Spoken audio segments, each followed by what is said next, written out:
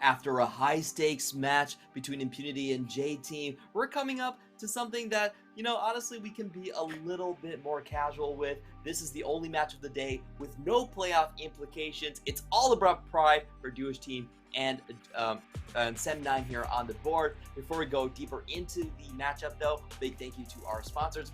At CTBC, we are family. We're always here around it. And we also got CFO from you guys. So massive thanks for sticking with the PCS.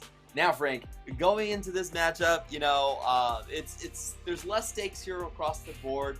All of them are just trying to get another win on their own columns here. Sem 9 currently sitting at only one win, but their last one was a 22-minute win against Dewish.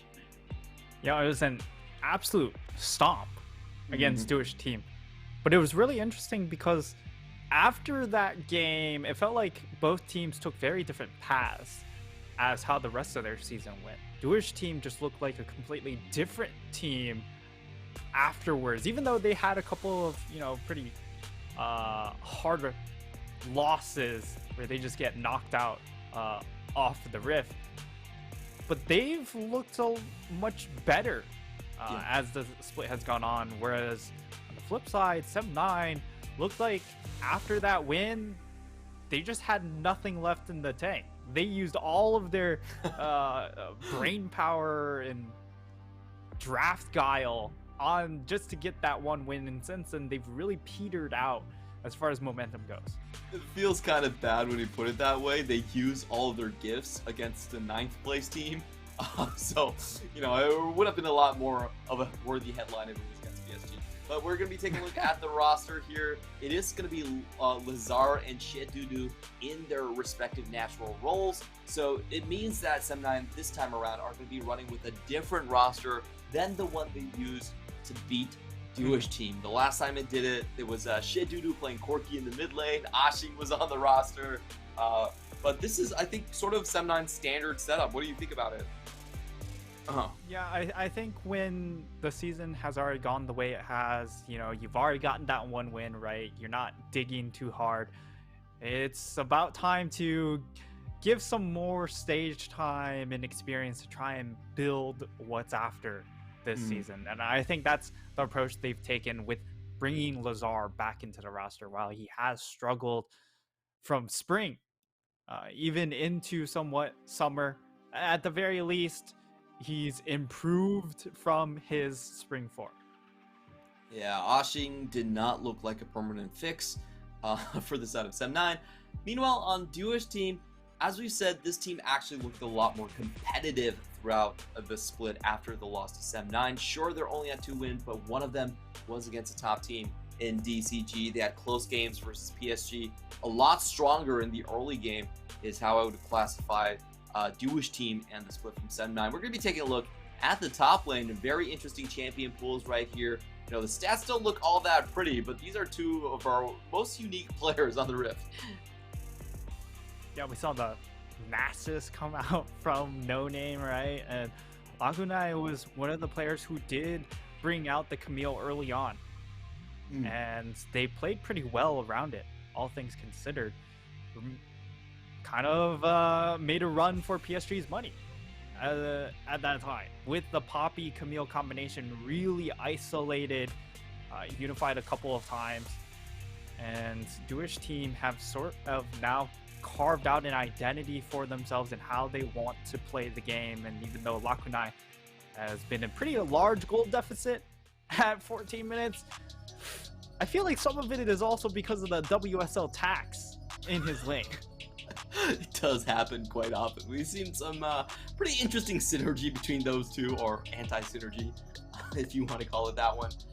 We are going to be heading into the drafts here. Sem 9 very well aware that both of Dewish team wins did come off that Samira. They're going to ban that one down. And on the Dewish side, still trying to prevent anything from going awry in the bottom side. Kalista is one of their most banned. They're going to take out the Yumi here as well. Don't really want to play with the Sivir comps, I guess. And Seraphine, interestingly enough, also being a ban. No Name is a Juggernaut player, but I don't think even he's crazy enough with Big Skarner. And it's going to be the Wukong. All right, so Sem 9 they've, for the most part, strayed away from the early game junglers and really relied upon the Wukong, mostly because this team hasn't really been about the lane phase, even though I'd like to see more lane phase oriented picks from them. They've been about the 5v5. And that's complete opposite for the side of DWT team. They'll look to lock themselves in this Zeri pick, which has a little bit more flexibility. Only really struggles against the Sivir, and even then, the Sivir isn't a complete answer, as we saw in that last game.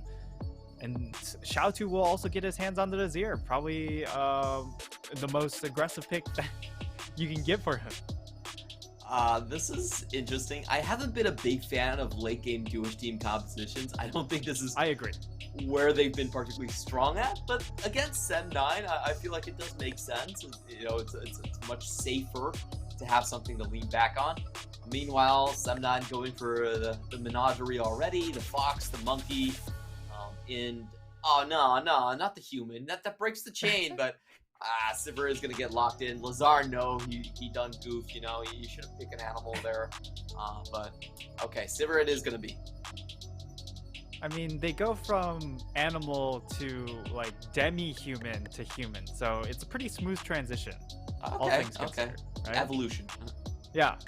And for DWT team, they go ahead, lock in the Alistar, which we've seen as a really good pick into Sivir, and also just Sivir comps, right? Because when you use the Sivir pick, you want to try, it's mostly a run at you composition, which is pretty transparent and allows pretty easy turns come in from a champion like Alistar, who can turn on a dime, as well as we're into the second phase of bans.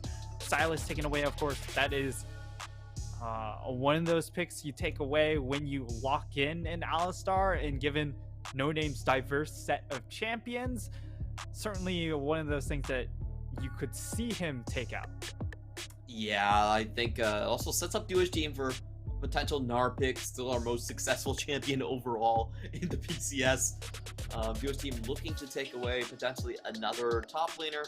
I wonder if they're going to ban the Darius. You know, the Darius has been the sort of go-to pick for Sem9, but you know, if DWT team are going to pick up the Gnar, then they probably don't need to.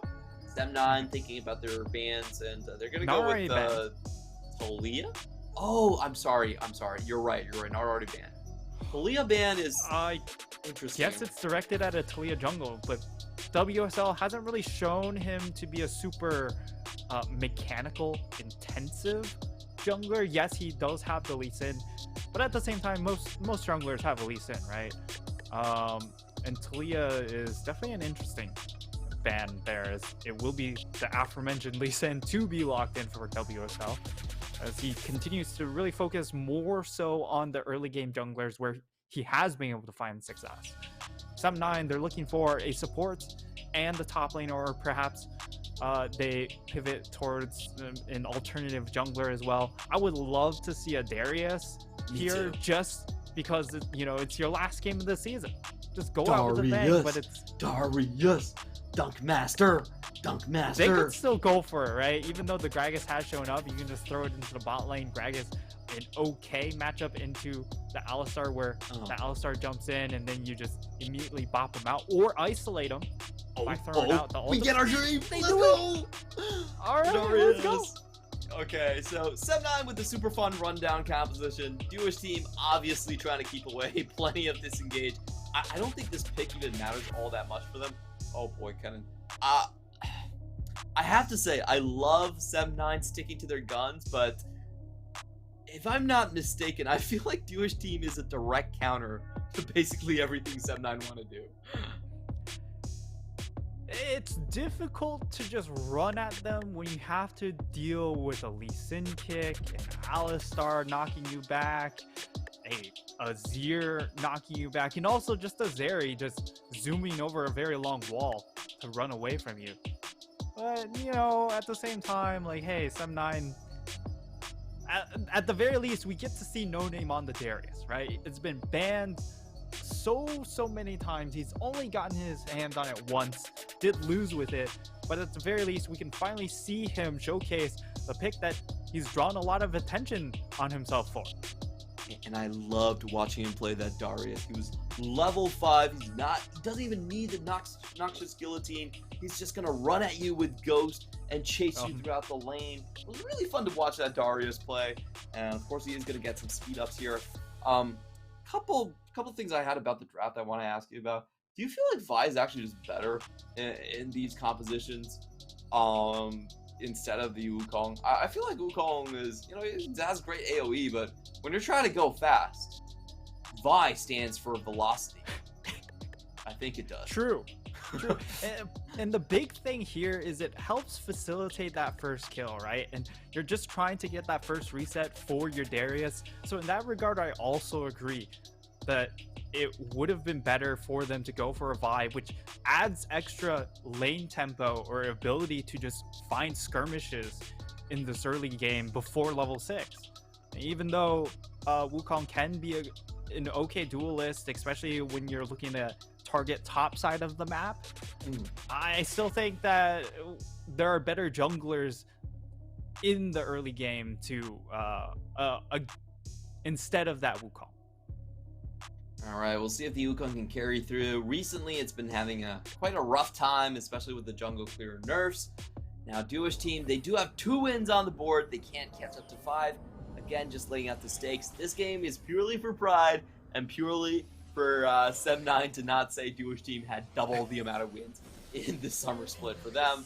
I think Sem9, they've come a long way. They've honestly have been improving over the spring split.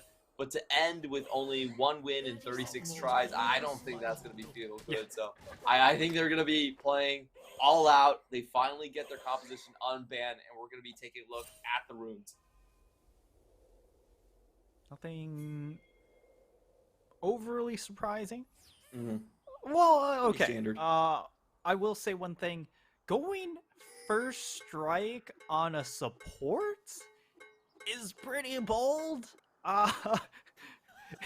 Yes, you're able to farm a little bit of gold, but where's the burst damage?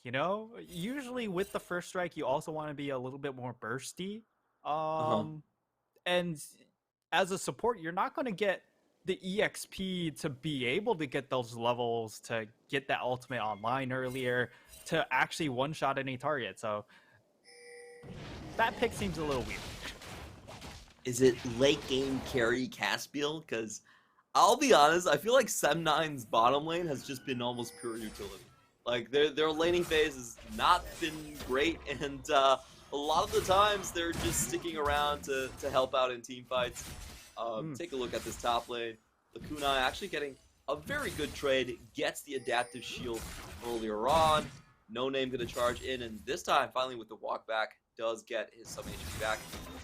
I do want you to talk me through maybe this matchup here between the Darius and the Camille. I heard it's a very, very skill-based matchup. Skill-based, but it's also pretty punishing for either one that messes up. I would say Lakunai, as the game goes on, of course, he's going to have some outscale potential. Like No Name in this early game, already hitting level 2. He's in a very comfortable spot to just sort of dominate. Then the big difference will be Lakunai has the teleport, right? So he'll be able to help out one of these side lanes if need be. He can also actually side lane later on in the game.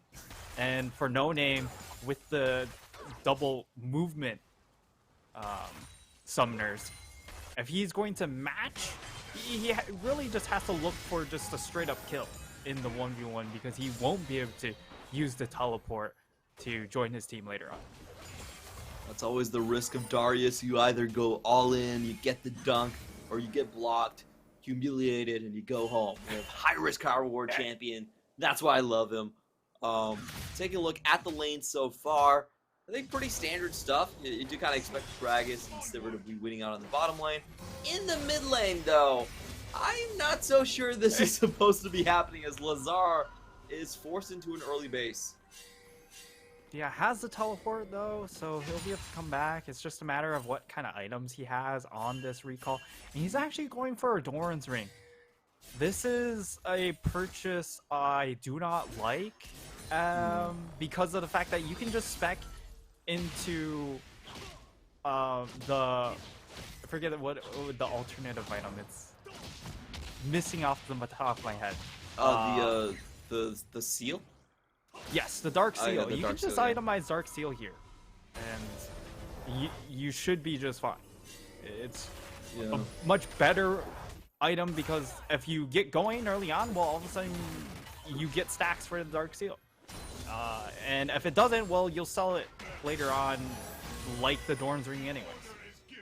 Yeah, the Doors Ring is much more of a kind of all-in item in this one, as we just saw Lazar not able to keep Xiaotu in lane. Xiaotu now going to get his own back. In the meantime, No Name playing very, very safe.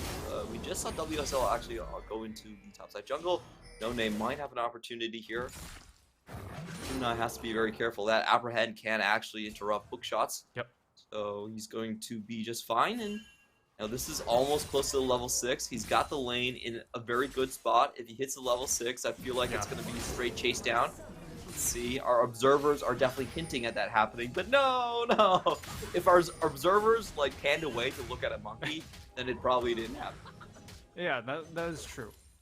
No Name also not that close to level 6. He's About a third, only about a third of the way there. So still some time, and it will be also the recall. Like Xiaotu also does come back with a Dorn's Ring to match, but he does come back with a Dark Seal on top of it. So going for just trying to match power with power in WSL, coming in from a very aggressive angle. Yeah, I think he was looking for the potential snipe kill onto Lazar here, level 6 by Xiaotu. And Caspiel going in for some trades. Actually ease away. That was that's a very interesting way to trade for Caspiel. I'm not sure about that one. As he has to flash away in the end. I think the fat man fat-fingered. I don't know what the plan was in that instance. And I would love to see how much gold he's actually gotten from that first strike, because I feel like it's not a whole lot. There's no way he's getting much first strike value right now. Of course, first strike really takes off once you get that first item, because then you actually have the extra damage to do damage to farm up the gold. But right now, he's... Yeah, I don't see the point. Caspiel's gonna prove you wrong, okay? That was just a warm-up. Hey, if he one-shots Bang too, you know what? He's proving me wrong. But it's gonna happen. Alright. I hope so. Just wait for it. Just wait for it. Because support one-shotting 80 carry? Yeah, baby. I'm all for it. What I've learned about being a Sem9 fan is that you never give up hope.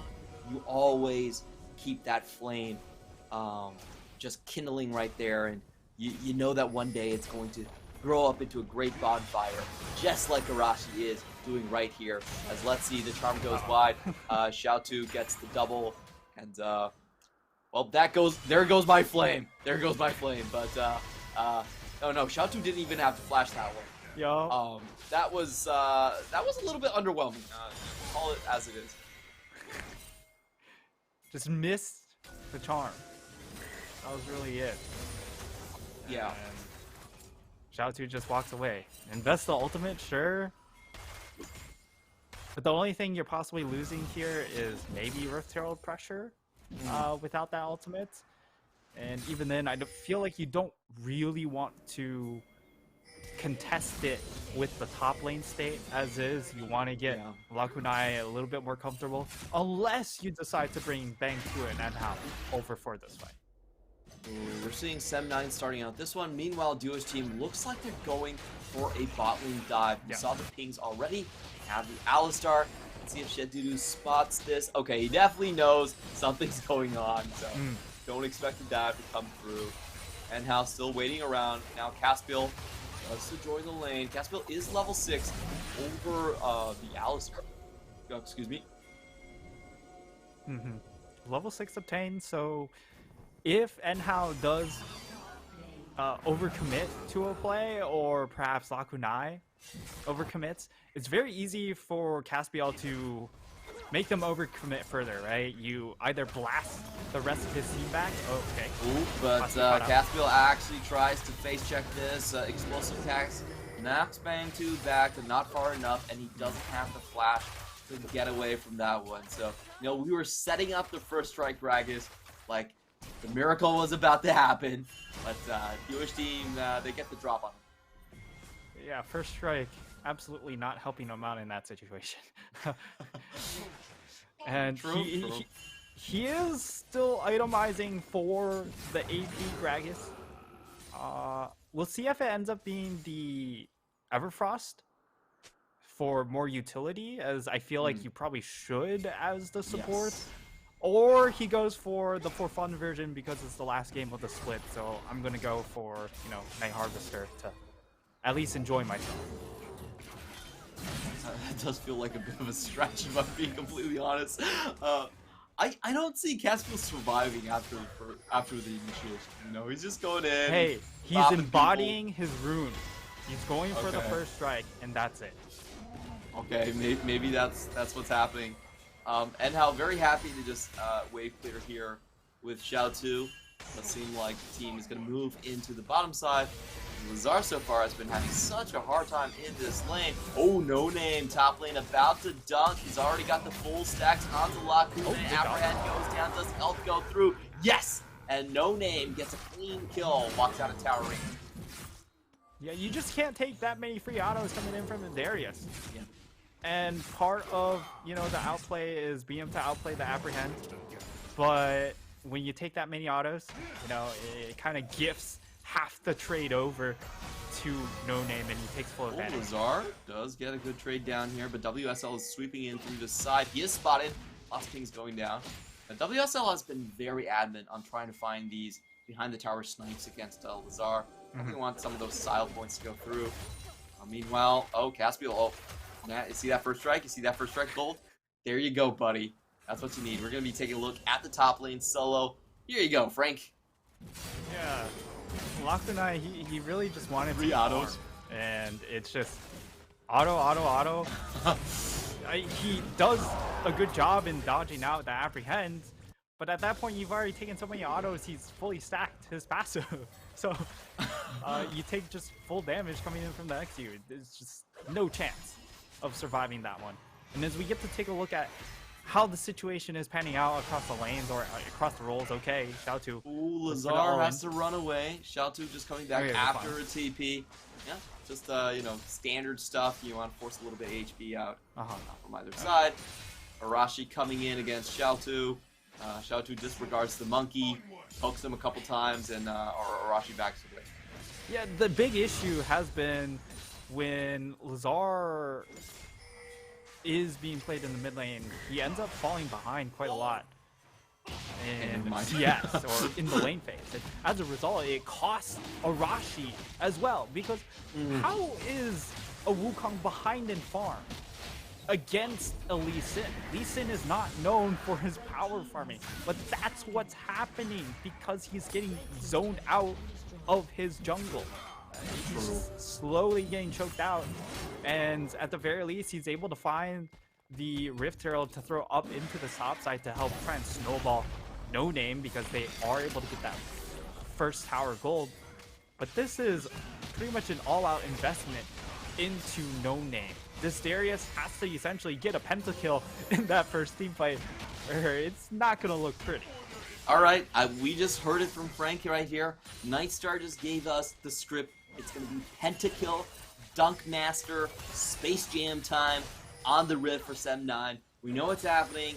Nightstar has already foretold the future. So, yes. Next big team fight coming in. Where do you think the next actual 5v5 is going to happen? Because, we talked about Sem9 being this rundown comp. I haven't seen a rundown outside of the top lane just yet. Yeah, Sem9, they are a team that like to start rotating over a little bit sooner rather than later. And in this instance, most likely their best opportunity to find a fight to take advantage of this Darius is going to be that second Rift Herald. Because it's going to be 3.5 minutes away until the next dragon. Just plenty of time for a Duish team to find some of those power spikes. But when you look at Rift Herald, that's about to come up soon. And the strongest member on the map, or strongest champion on the map, is this Darius, who has to complete a Triforce. Such a massive, massive spike for him. He's going into the enemy jungle without a care in the world, looking for fights here. But I will say, when the next Herald comes up, No Name is not going to have that flash ready. It could be something very important to pay attention to. The kunai. If you don't take that, the bleed stacks are... the kunai, you really shouldn't save that for nice leash, for the bro. Darius. No Name's just saying, thanks for the leash. Remember, also, Darius has bonus damage to monsters because they tried to make him a jungler, right? So, the extra bleed just really makes things really, really troublesome. This Duish team does look like they want to try and contest this Rift Herald. This is, again, the best opportunity for Sem9 to snowball. Xiao2 isn't here at all, so this is a 5v4. Let's see if Sem9 try to do the turnaround. There's no TP either, and in goes Duish team? What?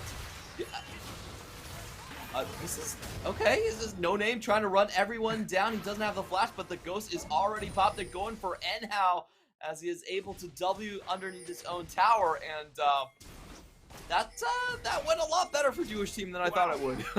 That was surprisingly really good for Duish team. Yeah. Because of the fact that Enhao didn't die. You know, part of that is, hey, level 6 Alistar, right? With that ultimate, extremely tanky. The other part is, I think Sem9 were so surprised by the Alistar jumping in and shocked. They were like, wait, should we turn on this? Is there something that we're missing here? And they looked like they were too confused. So was missed too. opportunity. Yeah, very interesting play. Xiao2 very far ahead, and he has not gone back for his mythic just yet. He's 30 CS up on his opposition here. In the meantime, we did not see Arashi try to punish with a full Herald drop, just establishing vision there. So we are going to get into a bit of a lull here. Duish team with a decided gold lead. I'm very surprised Xiao2 is overstaying this, and I don't think he's getting out anymore. This is a interesting play from Xiao2. In comes Arashi, stun goes down, first strike through, Everfrost goes in, and Lazar picks up his first kill. 58 gold claimed by First Strike, by the way. So, you know, Caspiel's starting to do work, right? He's also going for the for fun build, by the way. Let's go. Yeah. That's all I have to say. He's trying to go for the one-shots. And, hey, it's the last game of the split. You want to enjoy it? Hey, go for it. And that's exactly what this build is going for. As it will be a Duish team just going for a 3-lane push strat. Xiao2 just saying, hey, I'm going to push until I die. You guys just get what you can in the meantime. But now No Name. Team, Raid boss coming in. Surprise for them. Yeah, No Name's pretty fed at this point. It's going to be a 3v2. Lots of burst damage onto No Name. They're going to try and take him down before anything can happen. He finds the decimate. Can he walk away from Bang 2? Ultra Shock Laser misses. The burst fire finally does land in the end. And the 3v2 is going to be a double kill on the side of Wait, Duish. but bot. On the flip side, Xiao2 just died once again, and the face is open. What is happening in this game? This is truly worthy of the wooden spoon, Clement. This is, maybe we've promoted from the wooden spoon to maybe a copper or iron spoon. You know, we're moving the way up. As now, Duish team will turn their attention over to this dragon, secure themselves a second dragon. At the same time, as you mentioned, bot inhib is exposed, and this is a certified Xiao2 moment, right? A certified Xiao2 moment. Somewhat competent laner, but then he does have his moments when it comes to those moments. Yeah, he does have those. You know, it's time to style on people moments, and it seems like 7-9 have gotten the memo. They know Xiaotu is just gonna run it down, so why not just pick on him over and over again? They get the That's a flash. Emperor's Divide plus the flash here, so pretty big find. They do have to expend the Cyclone.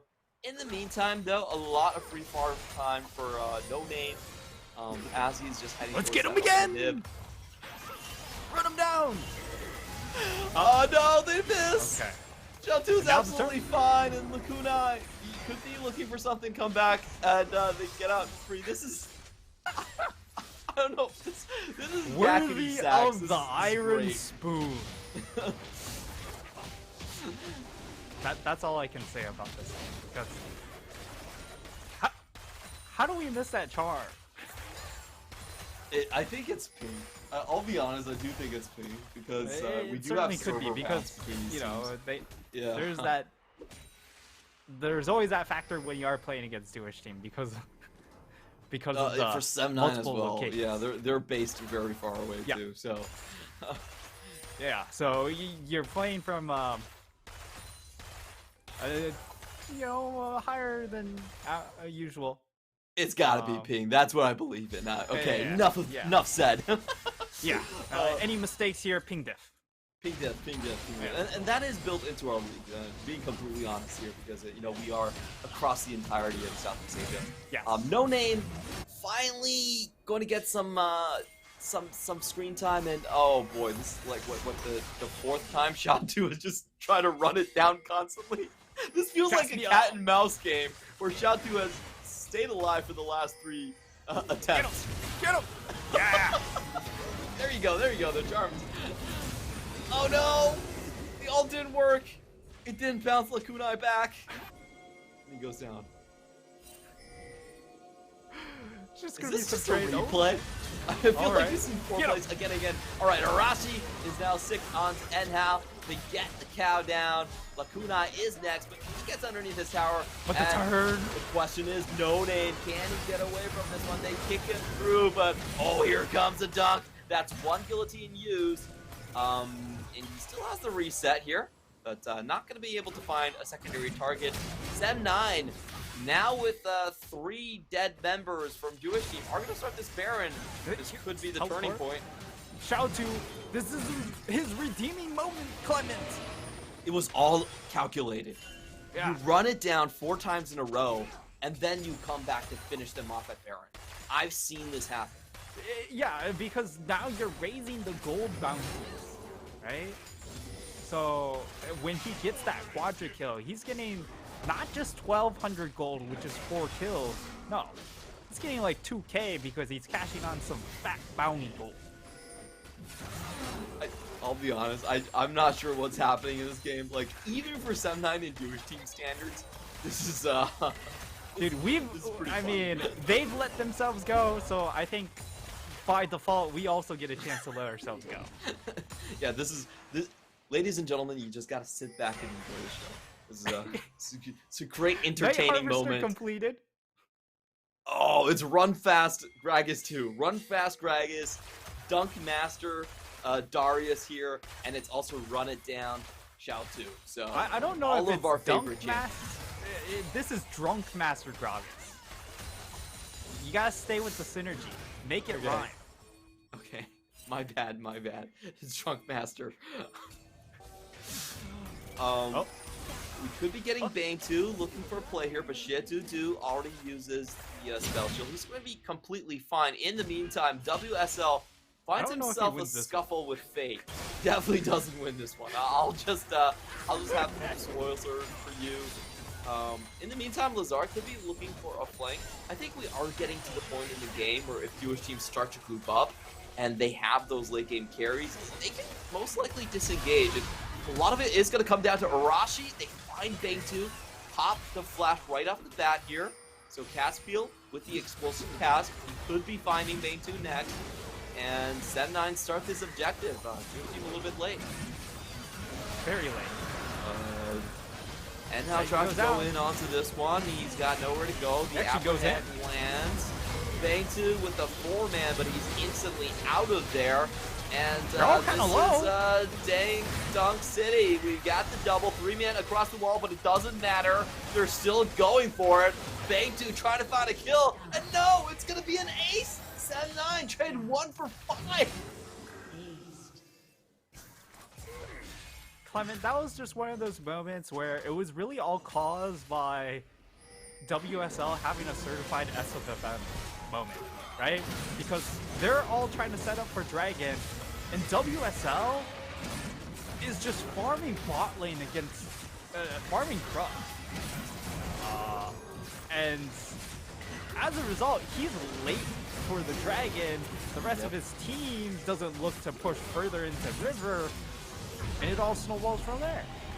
So all of a sudden, 7-9, they get themselves a Dragon and a Baron buff. We're gonna watch this one again. Enhao actually caught out very early, so this forces the engage right here. And there's a lot of damage, but for Bangtu, without the flash, he has to get out of the fight so earlier on, and then walk back in. Wow, that was a lot of wasted time for the carry. Ugh, yikes. If he took a shorter angle of the wall and able to get back here, look at those health bars. That's the difference of just, 2 or 3 Qs. With the bounce, that would have been enough to shift the fight. So now 7-9, Baron power play, they're just starting up the A-Ram, and I feel like it's just so many individual blunders from Duish team that 7-9 could very well just look for a Here comes big Caspiel push across the wall. Lazar with the charm onto Enhao. Doesn't get the find though. We get another bop here. True damage onto Enhao. He's still surviving by about 300 HP. WSL. And the Ultra Shock Laser does a lot of damage, but Xiao Tu is already down. He gets caught out in the middle. Lakunai trying to get away, but the Apprehend comes in. He's pulled back. And double kill for Arashi into the front line. That's going to be another ace against Duish team. 7-9 now 16-6. They're just waiting for the minion Congo line to come in here, but they are going to be breaking open the base. All I have to say is Duish team drafted outscale composition. Every time they play an outscale composition, they outscale themselves some way, somehow. And somehow this turns into a 26.5-minute pub stop from 7-9. I did not expect this finish to the game because it felt like, 7-9 were actually in some rough spots earlier on. Lazar was getting blasted in lane. Bot lane wasn't going so smooth. And then it was ace on ace on ace to finish. I think you nailed the problem here. They were supposed to play a scaling game from Xiao Tu and from Duish team. Instead, they played a run it down game from the Azir. Yeah, let's watch this again. One of the nice things of the Ahri is the fact that you do a little bit of true damage, so it helps punch through a champion like Alistar with his ultimate. But Xiao Tu gets caught out here and instantly just popped. And that was definitely a certified Xiao Tu moment, as he was just absolutely dominating the lane phase against Lazar. And then he gets caught out, I think twice in the bot lane, once in the top lane, and finally, you gotta make it all 3 lanes, right? Gets caught finally in the mid lane, and that just straight up ends the game. So credit to Lazar being able to find the charm at the very end. Not much to say about the game though. Yeah, this one was bizarre. This one was I don't know. I felt like both teams were having fun though. That's what counts. Yes. Like, this is our only game of the day with no playoff implications. They ran their favorite comps. They lived their best lives today. And I think we all had a bit of fun here as 7-9 actually end up sweeping Duish team for the 2-0. Yes. Congrats.